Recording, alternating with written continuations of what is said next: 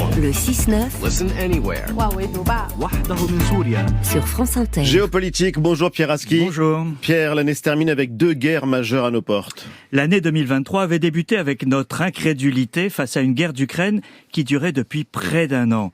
Elle se termine avec 2 guerres, celle d'Ukraine qui ne faiblit pas, comme l'ont montré les 35 drones lancés de nuit par la Russie sur le territoire ukrainien, et celle de Gaza qui nous envoie quotidiennement les images d'une tragédie majeure.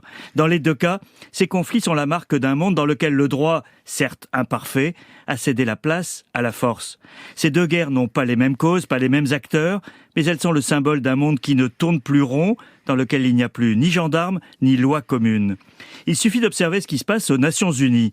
Nous avons un membre permanent du Conseil de sécurité, garant donc de la charte de l'ONU, qui envahit son voisin souverain, et un autre membre permanent qui bloque toute expression collective en faveur d'un cessez-le-feu. La Russie et les États-Unis, puisque c'est d'eux qu'il s'agit, sont responsables de l'impasse de la gouvernance mondiale. Et qu'en dit le reste du monde ? Les votes à l'Assemblée générale de l'ONU, la seule instance où tout le monde s'exprime, sont révélateurs. Sur l'Ukraine, peu de pays ont soutenu la Russie l'an dernier, mais une partie du Sud a choisi de s'abstenir ou de ne pas voter. Cette réserve avait été interprétée alors comme une dénonciation du 2 poids 2 mesures pratiqué par les Occidentaux. Voilà que la guerre menée par Israël dans la bande de Gaza, après le massacre commis par les islamistes du Hamas le 7 octobre, vient mettre le doigt sur cette contradiction occidentale. Non seulement les résolutions passées depuis des décennies sur une solution au problème palestinien n'ont pas été respectées, mais Washington continue de protéger Israël, malgré ses réserves sur les méthodes de l'État hébreu. Un vote cette semaine à l'Assemblée générale en dit long.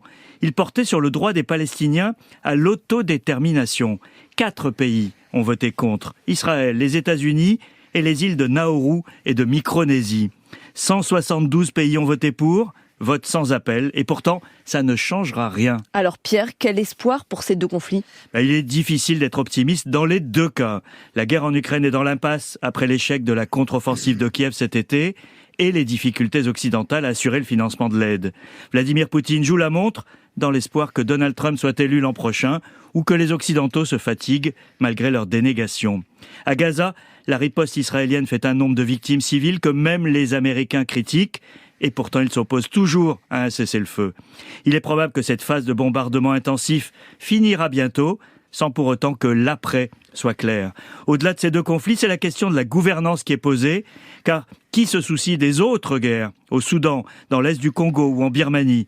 D'où viendra le signal d'un retour du droit et de la simple humanité ? On ne le voit hélas pas venir. Merci Pierre Aski, c'était Géopolitique.